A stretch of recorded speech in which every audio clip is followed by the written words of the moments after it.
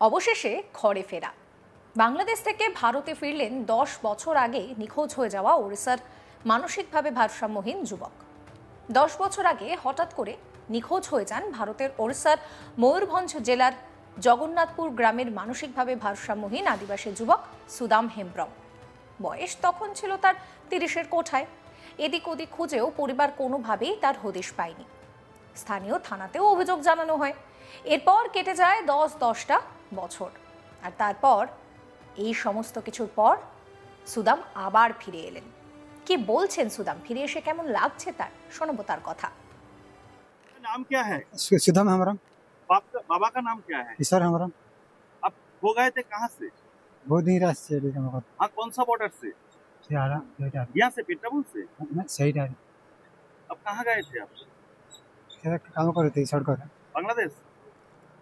आज मिला बाड़ी लोगजन ने मिला आपके साथ? घर वाले कैसा लग रहा है आपका? अच्छा, खुशी लग रहा है। खुशी लग रहा है क्या?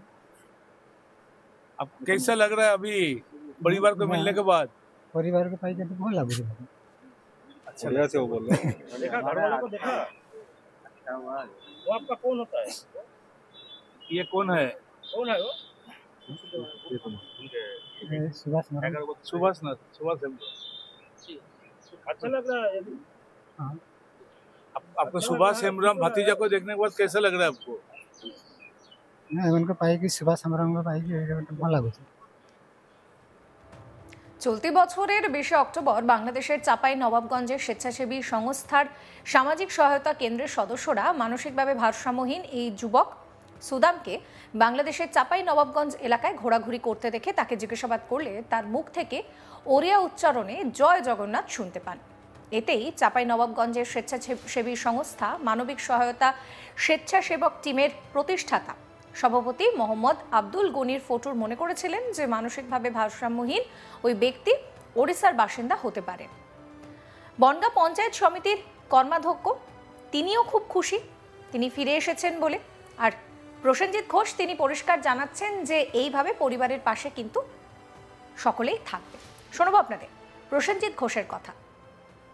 উড়িষ্যার যে ব্যক্তি প্রায় 11 বছর তিনি তার বাড়ির থেকে নিরুদ্দেশ ছিলেন ময়ূরভঞ্জ জেলার, এবং আমরা আমাদের ন্যাশনাল হিউম্যান রাইটসের যিনি ইন্টারন্যাশনাল হিউম্যান রাইটসের যিনি অর্গানাইজিং সেক্রেটারি আমি উৎপল রায়ের মাধ্যমে জানতে পারি যে এই ব্যক্তি আমাদের ভারতবর্ষের সম্মানীয় রাষ্ট্রপতি তার গ্রামেরই মানুষ, তিনি তার এবং সেই জেলারই মানুষ, এবং তার বাবার মৃত্যুর পর সে মানসিকভাবে একটু ভারসাম্য হারিয়ে ফেলে এবং সেইভাবে সে আস্তে আস্তে বাংলাদেশে চলে যায়।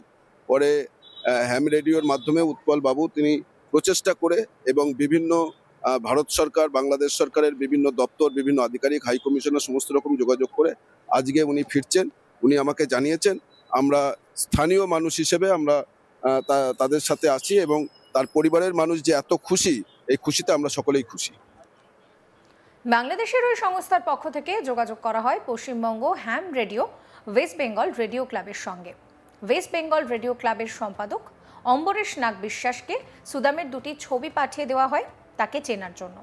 তার একটি চুল দাড়ি গোঁফ সমেত ছবি, আর একটা কিন্তু চুল দাড়ি গোঁফ ছাড়া ছবি। সেই 2টি ছবি নিয়ে হ্যাম রেডিওর সদস্যরা ওড়িশায় খোঁজাখুঁজি শুরু করেন। এরপর ময়ূরভঞ্জের বেতনটি থানার জগন্নাথপুর গ্রামের এক দোকানদার ছবিটা দেখে জানান যে ওই ব্যক্তিকে তিনি দেখেছেন। সেই সূত্র ধরেই কিন্তু এবার সুদামের বাড়ি ফেরা। ভিডিও কলে তার ভাইপোর সঙ্গে তাকে কথাও বলিয়ে দেওয়া হয়। পাশাপাশি বাংলাদেশ থেকে সুদাম হেমব্রম নামে ওই ব্যক্তিকে দেশে ফিরিয়ে আনার তোড়জোড় শুরু করে ওয়েস্ট বেঙ্গল রেডিও ক্লাব। একই সঙ্গে আন্তর্জাতিক মানবাধিকার কাউন্সিলের সাংগঠনিক সভাপতি উৎপল রায়কেও বিষয়টা জানানো হয়। নিখোঁজ যুবকের বাড়ির লোকের সঙ্গে কথা বলে উৎপলবাবু দুই দেশের বিদেশ মন্ত্রক, ভারতীয় হাই কমিশন, বাংলাদেশের হাই কমিশন সহ ওড়িশার মুখ্য সচিব ও স্বরাষ্ট্র সচিবকে সুদাম হেমব্রমের সমস্ত নথিপত্র নিয়ে একেবারে বিস্তারিত জানান। এরপর বাংলাদেশ হাই কমিশনের পক্ষ থেকে সমস্ত তথ্য যাচাই করার পর ওই যুবককে রবিবার পশ্চিমবঙ্গের উত্তর 24 পরগনার পেট্রাপোল স্থল সীমান্ত দিয়ে বাংলাদেশ থেকে ভারতে ফেরত পাঠানো হয়। বাড়ির ছেলে ঘরে ফিরে আসতে খুব স্বাভাবিকভাবেই খুশি সুদামের পরিবার। সুদামের ভাইপো তিনি কিন্তু কাকাকে দেখে জল আর চোখে ধরে রাখতে পারেননি। তিনি সকলকে ধন্যবাদও জানিয়েছেন। আপনাদেরকে এবার শোনাবো আন্তর্জাতিক মানবাধিকার কাউন্সিলের সভাপতি উৎপল রায় কি বলছেন। 11 বছর আগে ওদের কথা অনুযায়ী ওরা লোকাল থানাতে ওরা একটা জিডি করেছিল। তার কিছুদিন আগে সুদাম হেমব্রমের বাবা প্রয়াত হয়েছিলেন, সেই প্রয়াণটা ও কিছুতে মেনে নিতে পারেনি। সেই জন্য মানসিক একটা ডিসব্যালেন্স হয়ে যায়, ডিসব্যালেন্স হয়ে যাওয়ার পর মৃত হয়ে যায়। ওর বাড়ির লোকেরা অনেক খোঁজাখুঁজি করেছিল কিন্তু পাইনি।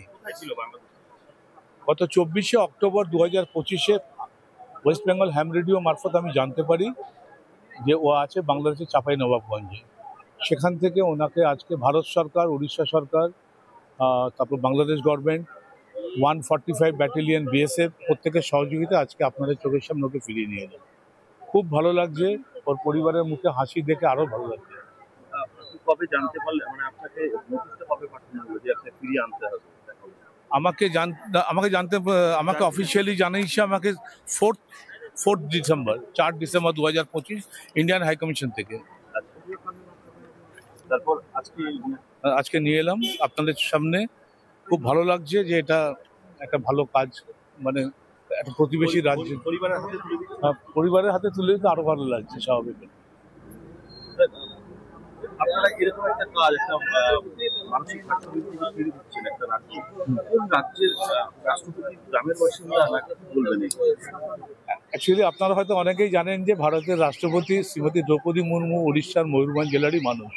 আর সেই জেলারই একজন মানুষকে ওনার নিজের জেলাতে ফিরিয়ে দিচ্ছে, ওনার বাড়িতে ফিরিয়ে দিচ্ছে, এটা একটা মানে খুব ভালো খবর আমাদের কাছে। আর ভারতের রাষ্ট্রপতি অফিসও আমাদের খুব সহযোগিতা করেছে এই বিষয়টা। এই ব্যাপারে রবিবার ওয়েস্ট বেঙ্গল রেডিও ক্লাবের সম্পাদক অম্বরীশ নাগ বিশ্বাস বলছেন যে মাথায় জট পড়ে যাওয়া লম্বা চুল, সঙ্গে দাড়ি গোফের জঙ্গল, পরনে নোংরা ছেঁড়া লুঙ্গি আর পাঞ্জাবি। বাংলাদেশের চাঁপাইনবাবগঞ্জের নাচল থানার গোলাবাড়ি স্টেশন সংলগ্ন এলাকায় মানসিক ভারসাম্যহীন ওই ব্যক্তিকে বেশ কয়েক বছর ধরেই ঘুরতে দেখেছিলেন স্থানীয় মানুষজন। সেই ব্যক্তি মাঝে মধ্যেই বলে উঠতেন জয় জগন্নাথ। তার ভাষা শুনেই পরবর্তীতে তাকে শনাক্ত করা যায়। সুদামের ভাইপো সুভাষচন্দ্র হেমব্রম তিনি বলছেন যে প্রায় 10 থেকে 12 বছর ধরে কাকা নিরুদ্দেশ ছিলেন। তার মানসিক সমস্যা রয়েছে। কিভাবে তিনি নিরুদ্দেশ হয়ে গিয়েছিলেন তা তিনি ঠিক বলতে পারবেন না, কারণ তিনি বলছেন যে আমি তো তখন ছোট ছিলাম, কাকাকে অনেক খোঁজা হয়েছে কিন্তু এতদিনে কোনো সন্ধান মেলেনি। কাকা বাংলাদেশে কি করে চলে গেলেন তাও তিনি বুঝতে পারছেন না। যাই হোক, এই সমস্ত বাধা বিপত্তি কাটিয়ে 10টা বছর পার করে সুদাম হেমব্রম তিনি কিন্তু ফিরে এসেছেন নিজের পরিবারের কাছে। খুব স্বাভাবিকভাবেই এই মুহূর্তে পরিবারের মধ্যে আনন্দ রয়েছে। আর এতদিন পর সুদামকে দেখতে পাওয়ায় চোখের জল কিন্তু ভাইপো ধরে রাখতে পারেননি। সুদাম কি বলছেন, ফিরে এসে কেমন লাগছে তার, শুনুন আরো একবার। नाम क्या है? सुदाम हेम्ब्रम। बाबा का नाम क्या है? ईश्वर हेम्ब्रम। आप हो गए थे कहाँ से? बहुत ही रात से हाँ, कौन सा बॉर्डर से? यहाँ से पेट्राबुल से? सही डाल। अब कहाँ गए थे आप? काम कर रहे थे सड़क पर। बांग्लादेश। आज मिला बाड़ीर लोकजन ने मिला आपके साथ? घर वाले? এই ভিডিও সম্পর্কে আপনাদের মতামত জানাবেন। সমস্ত খবরের আপডেটের জন্য চ্যানেলটিকে সাবস্ক্রাইব করতে ভুলবেন না।